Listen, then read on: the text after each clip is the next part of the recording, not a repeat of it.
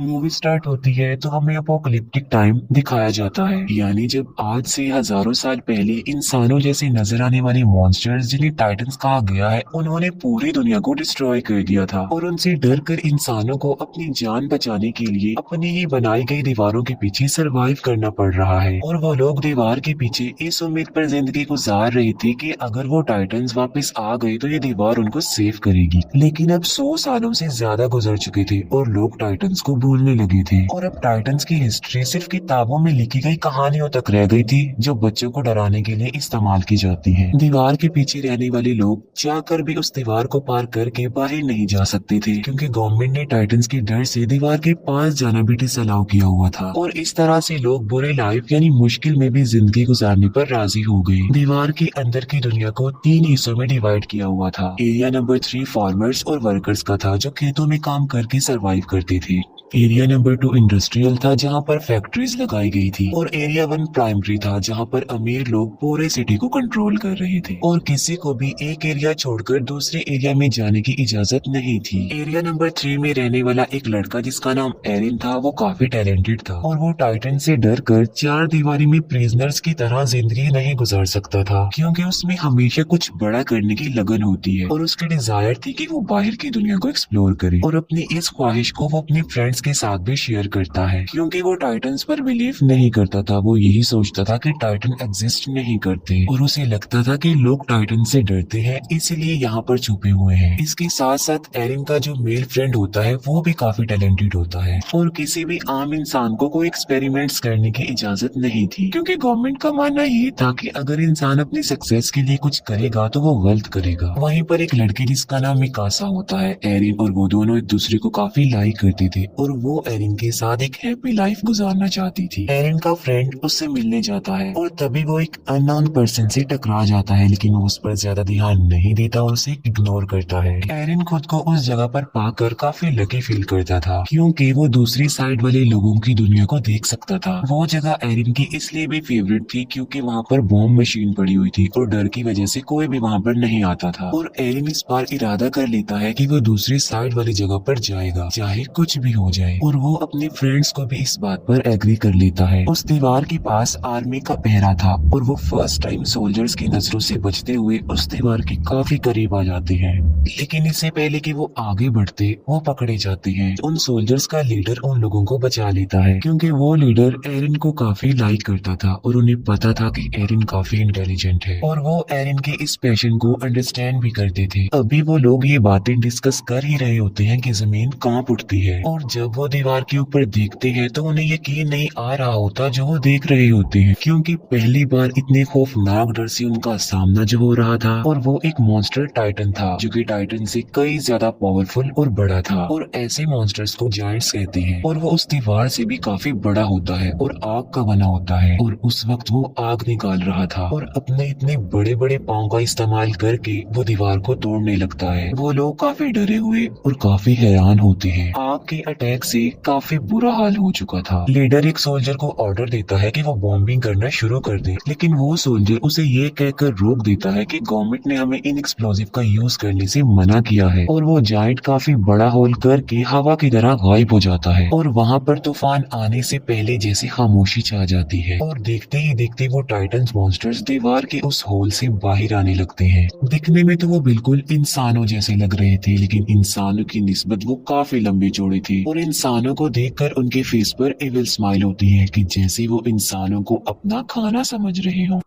वो leader Titans पर bombing करने में कामयाब हो जाते हैं, लेकिन उन्हें ये नहीं पता था कि ये टाइटंस इटर्नल हैं, यानी ये एक ऐसे मॉन्स्टर्स हैं जिन्हें कभी नहीं मारा जा सकता। और टाइटंस की बॉडी के जख्मी पार्ट्स खुद ब खुद रिस्टोर होने लगते हैं। अब क्योंकि टाइटंस तादाद में काफी ज्यादा थे तो वो लोगों को चारों तरफ से घेर लेते हैं और इंसान उसके आगे काफी छोटा दिख रहा था। और वो इंसानों को ऐसे समझ रहे थे कि जैसे इंसान पाँव में आने वाले कीड़े मकोड़े चूंटियां हैं जिन्हें मसल दिया जाए। खेलने वाले खिलौने हैं और यही नहीं बल्कि इंसान उनके लिए किसी बारबेक्यू से कम नहीं थे, क्योंकि वो उन्हें ऐसे ही पकड़ पकड़ कर खा रहे थे। सोल्जर्स इतने ज्यादा डर जाते हैं कि वो टाइटंस का खाना बनने से ज्यादा सुसाइड को प्रेफर करते हैं और अपने आप को मार डालते हैं। टाइटंस ने पूरे सिटी में तबाही मचा दी थी। लोग या तो टाइटंस का शिकार होकर या लोगों की अफरा तफरी में कुचलकर मरने लगते हैं और उन लोगों को अपनी जान बचाने के लिए सिर्फ एक ही जगह मिलती है, जो कि सिटी का बहुत बड़ा हॉल था। लोग सिर्फ खुद को सेव करने के लिए दूसरों की जान की परवाह किए बगैर जबरदस्ती अंदर घुसने लगते हैं और एरिन और मिकासा भी खुद को सेव करने के लिए ऐसा ही करते हैं। मिकासा एक छोटे बच्चे को उसकी माँ के साथ देखती है तो उसे उन लोगों पर तरस आता है और वो उस बच्चे को सेव करने की वजह से बाहर ही रह जाती है और एरिन लोगों की भीड़ में घसीटते हुए हॉल के अंदर चला जाता है और हॉल का दरवाजा बंद कर दिया जाता है। एरिन उस हॉल के डोर को खोलने की कोशिश करता है, लेकिन लोग उसे ऐसा करने से मना कर देते हैं। मिकासा ने उस छोटे बच्चे को पकड़ा होता है और एक टाइटन मिकासा की तरफ ही आ रहा होता है। एरिन जो कि मजबूर होता है और कुछ भी नहीं कर पाता और टाइटन मिकासा और उस बच्चे दोनों को निगल जाता है और अचानक से वहाँ पर खामोशी छा जाती है। एरिन किसी तरह जबरदस्ती करके उस हॉल से बाहर आ जाता है और वो देखता है कि जिस हॉल में सर्वाइवर्स छुपे हुए हैं, टाइटंस उस हॉल के चारों तरफ से घिरे हुए खड़े हुए हैं और टाइटंस उस हॉल की छत को तोड़कर लोगों को खाने लगते हैं और तेजी से लोगों का खून बहने लगता है जैसे खून की नदी बह गई हो। हालात से तंग एरिन सिटी की तरफ आगे बढ़ जाता है। इसके बाद हम 2 साल बाद के टाइम को देखते हैं, जहाँ हमें एरिया 2 यानी इंडस्ट्रियल एरिया दिखाया जाता है। ये लोग सेफ थे क्योंकि मजबूत दीवार की वजह से जायंट के हमले से बच गए और जो लोग पिछले हमले के सर्वाइवर्स थे वो भी यहाँ आकर बस गए, क्योंकि एरिया 3 यानी लेबर्स एरिया में अभी भी टाइटंस थे। अब क्योंकि उस एरिया में आने से लोगों की आबादी बढ़ गई थी तो खाने पीने की किल्लत पड़ जाती है, लोग भूख की वजह से मरने लगते हैं। अब एरिया 3 के बाकी सर्वाइवर्स के पास बचने का सिर्फ एक ही रास्ता था और वो था अपने एरिया को टाइटन से बचाने का, यानी टाइटंस का मुकाबला करके वो अपने एरिया को बचा सकते हैं। टाइटन से लड़ने के लिए सोल्जर्स की एक टीम तैयार की जाती है जिनको 2 साल की सख्त ट्रेनिंग दी जाती है। अब इसमें एरिन और उसका फ्रेंड भी पार्टिसिपेट करते हैं क्योंकि मिकासा की मौत का बदला लेना चाहते थे वो लोग। एरिन को मिकासा की डेथ पर गिल्ट था कि उसने मिकासा को नहीं बचाया। उन लोगों को एक कमांडर लीड कर रहा था जिसका नाम कुबाल था। कमांडर कुबाल प्लान बनाता है कि वो अपने मिशन के लिए रात के अंधेरे में निकलेंगे। उनका मिशन ये था कि वो एरिया 3 के बड़े होल जहाँ से वो टाइटंस आए थे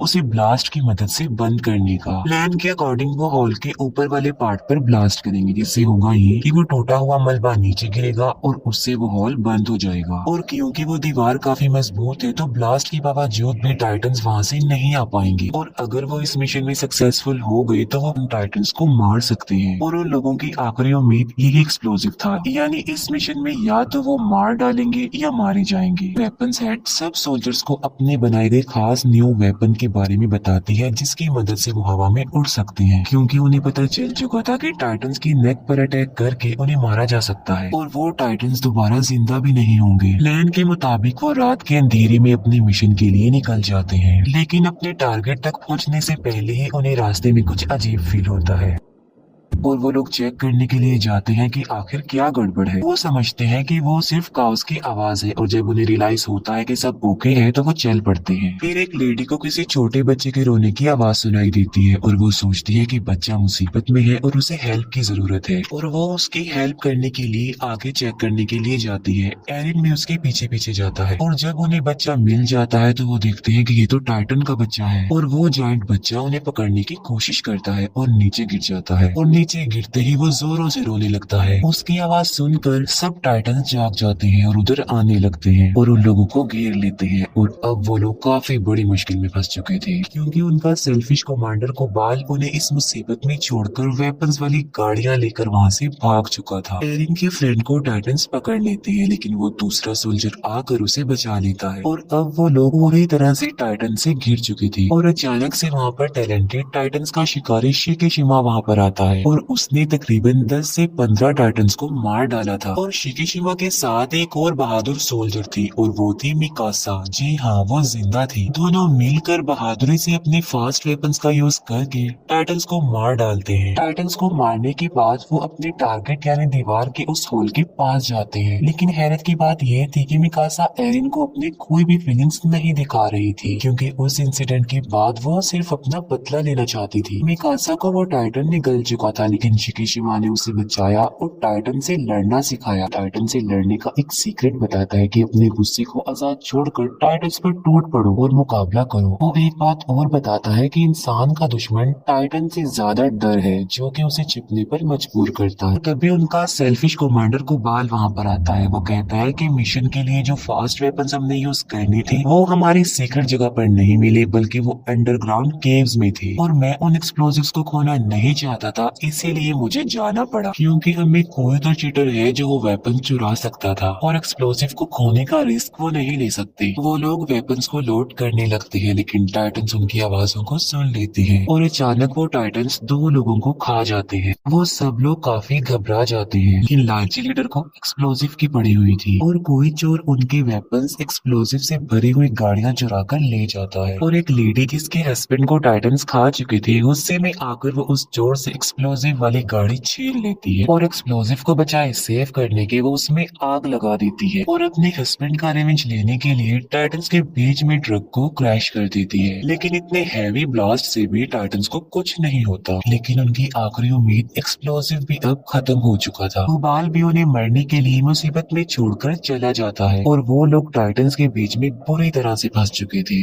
एरिन भी अब हिम्मत हार चुका था, लेकिन फिर उसे शिकिशिमा के गुस्से वाली बात याद आ जाती है और वो अपने गुस्से को आजाद छोड़कर टाइटन से मुकाबले के लिए जाता है और वो उन टाइटन्स का मुकाबला करते हुए कुछ टाइटन्स को मारने में कामयाब भी हो जाता है। और फिर फाइट के दौरान टाइटन से मुकाबला करते हुए उसका एक पाँव टूट जाता है और एक टाइटन एरिन के फ्रेंड को पकड़ लेता है। सब लोग एरिन के फ्रेंड को बचाने के लिए लड़ते हैं ताकि वो टाइटन उसे निगल ना जाए। एरिन अब पूरी तरह से हिम्मत हार चुका था और वो डिसपॉइंट हो चुका था कि वो किसी भी तरह लोगों की हेल्प नहीं कर पा रहा है, लेकिन वो फिर भी हार ना मानते हुए हिम्मत करके उठता है और बिल्कुल ठीक वक्त पर वो अपने फ्रेंड को उस टाइटन का खाना बनने से बचा लेता है। लेकिन उसे सेव करते करते वो अपना एक हाथ भी खो बैठता है और आखिरकार एक टाइटन उसे निगल लेता है और एरिन देखता है कि वो इस खतरनाक टाइटन के पेट में आ चुका है और आहिस्ता आहिस्ता डाइजेस्ट हो रहा है। ये देखकर मिकासा कंट्रोल से बाहर होकर उस टाइटन पर अटैक कर देती है, लेकिन किस्मत उनका साथ नहीं दे रही थी और मिकासा क्रैश हो जाती है क्योंकि उसका गियर खराब हो चुका था। और अब मिकासा को अपनी मौत अपने सामने नजर आ रही थी क्योंकि वही टाइटन उसकी तरफ भी आ रहा था।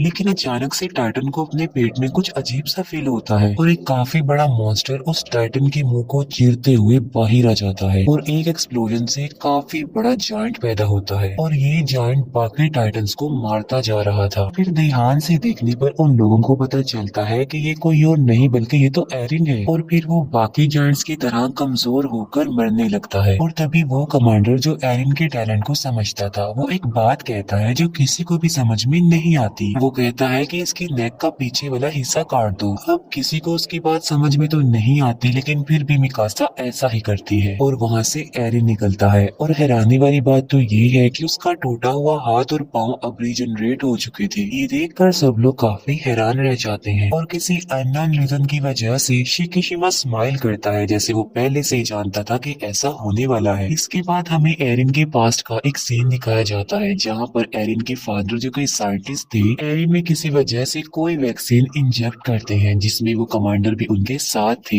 एरिन की मदर उन लोगों को ऐसा करने से मना करती है, जिसके जवाब में वो कहते हैं कि इस वैक्सीन की वजह से एरिन बड़े होकर लोगों की जिंदगी बचाने में एक बड़ा रोल अदा करेगा। इतनी ही देर में कुछ गवर्नमेंट ऑफिसर्स उनके दरवाजे पर नॉक करते हैं और एरिन के फादर एरिन और उस कमांडर को एक रूम में छुपा देते हैं। उन गवर्नमेंट ऑफिसर्स में कुबाल भी शामिल था और उन लोगों को पता चलता है कि एरिन के फादर किसी खुफिया एक्सपेरिमेंट्स पर काम कर रहे हैं और आम लोगों को तो किसी इन्वेंशन एक्सपेरिमेंट्स की इजाजत नहीं थी। और पनिशमेंट के तौर पर वो ऑफिसर्स एरिन के पेरेंट्स को अरेस्ट करके ले जाते हैं और साथ ही उनके एक्सपेरिमेंट्स को भी जला दिया जाता है। और यही वजह थी कि वो कमांडर एरिन को इतना लाइक करते थे उसकी इस खूबी की वजह से, और उन्हें ये भी पता था कि इस वैक्सीन की वजह से एरिन और ज्यादा पावरफुल बन गया ताकि वो लोगों की जिंदगियों को सेव कर सके। एरिन की आंख खुलती है तो वो देखता है कि कुबाल ने उसे कैद किया हुआ हुआ है। और एरिन को खुद भी इस बात पर यकीन नहीं आ रहा था कि क्या वो वाकई एक जायंट में बदल गया था, लेकिन साथ साथ उसे खुद पर प्राउड भी फील हो रहा था कि आखिर उसमें एक ऐसी हॉबी है जो कि टाइटंस के खिलाफ इंसानों की मदद करने में इम्पोर्टेंट रोल अदा कर सकती है। लेकिन एरिन कोबाल के लिए एक खतरा था जिसकी वजह से वो उसे प्रिजनर बना के रखता है, क्योंकि वो सोचता था कि इंसानों को नए एक्सपेरिमेंट्स और इन्वेंशन करने की कोई जरूरत नहीं है, बल्कि इंसानों को डरपोक बनकर डरते हुए इस दीवार के पीछे जिंदगी गुजारनी चाहिए। वो कमांडर जब एरिन की फेवर में बोलता है तब कोबाल उसे शूट करके मार डालता है, लेकिन मरने से पहले वो कमांडर एरिन को एक राज की बात बताता है कि कोबाल ही तुम्हारे पेरेंट्स का कातिल है। ये सुनते ही एरिन और उसके साथी कोबाल के अगेंस्ट हो जाते हैं और तभी अचानक से वहाँ पर पावरफुल जायंट जंप करके आ जाता है और वो आते ही सबसे पहले एरिन को पकड़ लेता है। वो लोग उसे रोकने की कोशिश करते हैं लेकिन वो सबको अपने रास्ते से हटा रहा था। वो एरिन के एक फ्रेंड को भी मारने की कोशिश करता है लेकिन मिकासा उसे ऐसा करने से रोक देती है और ऐसा लग रहा था कि शायद वो मिकासा की बातों को अंडरस्टैंड कर रहा था और वो एरिन को अपने साथ लेकर निकल जाता है और इस सारी फाइट पे कोबाल मारा जाता है। अब क्योंकि एरिन भी उनके पास नहीं था तो उन्हें समझ में नहीं आ रही थी कि क्या किया जाए। फिर एरिन के फ्रेंड को याद आता है कि उनके पास अभी भी एक एक्सप्लोजिव है जिसे वो यूज करके अभी भी अपना मिशन पूरा कर सकते हैं और वो सब लोग बॉम्ब को रिकवर करने के लिए एरिया 3 में चले जाते हैं। एरिन की आंख एक काफी बड़े और अजीब से रूम में खुलती है और उस रूम में कुछ चीजों के अलावा शिकिशिमा भी था और यहाँ पर शिकिशिमा बहुत सी बातों को रिवील करता है कि ये टाइटन्स इंसानों के ही बनाए गए हैं जिनको किसी और ने नहीं बल्कि एरिन के फादर ने ही बनाया था और उन्होंने ये टाइटन्स आर्मी वेपन्स के लिए बनाए थे, लेकिन उनका एक्सपेरिमेंट फेल हो जाता है जिसका बैड इम्पैक्ट ये पड़ा कि वायरस तेजी से इंसानों में फैलता गया और इंसान तेजी से टाइटन्स में बदलते गए और उन्होंने दुनिया में तबाही मचा दी।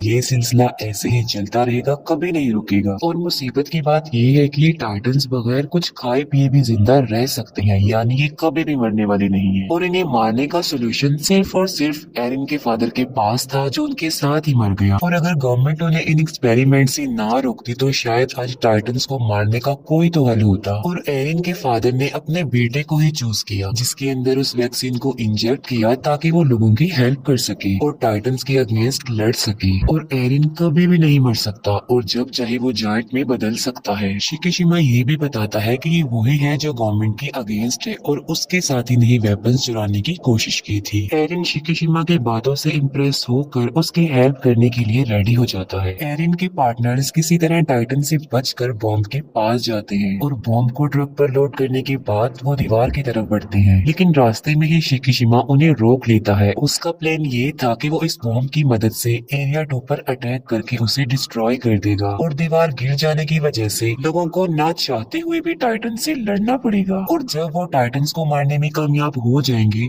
तो वो लोग बाद में गवर्नमेंट को ही खत्म कर देंगे, क्योंकि गवर्नमेंट की वजह से ही उन्हें इन हालात का सामना करना पड़ रहा है। लेकिन एरिन और उसके फ्रेंड्स उसके इस बात पर इसीलिए एग्री नहीं कर रहे थे क्योंकि इसमें बेकसूर लोग मारे जा सकते थे और इसीलिए एरिन और शिकिशिमा में फाइट हो जाती है। शिकिशिमा जल्दी से खुद को मारकर जायंट में तब्दील कर लेता है और यहाँ पर हमें ये पता चलता है कि शिकिशिमा में भी वो खूबी थी कि वो टाइटन बन सकता था और ये वही जायंट था जो एरिन को किडनैप करके ले गया था। और टाइटन बनने के लिए उन्हें अपनी ही जान लेनी पड़ती है और जब वो एक बार टाइटन बन जाते हैं तो उनकी असली बॉडी नेक के पीछे टाइटन वाले रूप को कंट्रोल करती है। लेकिन इन जायंट्स की लाइफ टाइटन्स की निस्बत काफी कम होती है क्योंकि ये वैक्सीन से बने होते हैं, क्योंकि बाकी टाइटन्स वायरस फैलने से बने थे इसीलिए वो नहीं मरते। एरिन और शिकिशिमा के बीच जोरदार फाइट होती है। शिकिशिमा एरिन पर भारी पड़ जाता है लेकिन बाद में एरिन अपनी फाइटिंग स्किल से शिकिशिमा को हरा देता है और एरिन प्लान के मुताबिक बॉम्ब को दीवार के ऊपर वाले पार्ट में ब्लास्ट करने में कामयाब हो जाता है। और तब वो सब हैरान रह जाते हैं ये जानकर कि कोबाल मरा ही नहीं था और वो कहता है कि एरिन को मेरे हवाले कर दो, क्योंकि वो नहीं चाहता था कि कोई भी इंसानों की हेल्प करे, बल्कि इंसानों को डर कर दीवारों के पीछे ही छुपे रहना चाहिए। और गुस्से में आकर एक फीमेल सोल्जर कोबाल को मार डालती है। और यहाँ ये बात भी रिवील हो जाती है कि मूवी के स्टार्ट में हमने जो टाइटन यानी जो किंग जायंट देखा था वो कोई और नहीं बल्कि वो कोबाल था। कोबाल जायंट में बदल कर उनके मिशन को रोकने की काफी कोशिश करता है। तब शिकिशिमा उनकी हेल्प करने पर एग्री हो जाता है और अपनी जान की परवाह किए बगैर बॉम्ब को किंग टाइटन यानी कोबाल के मुंह में घुसा देता है। और वहाँ पर एक्सप्लोजन की वजह से किंग टाइटन की मौत हो जाती है और एक्सप्लोजन की वजह से बनने वाले मलबे से वो बड़ा सा होल भी बंद हो जाता है। वो सब लोग काफी खुश हो जाते हैं क्योंकि वो अपने मिशन को अचीव कर चुकी थी। और एरिन और मिकासा का समंदर और उड़ते हुए बर्ड को देखकर ड्रीम पूरा हो जाता है और उनके ड्रीम के साथ ही मूवी यहीं पर एंड हो जाती है।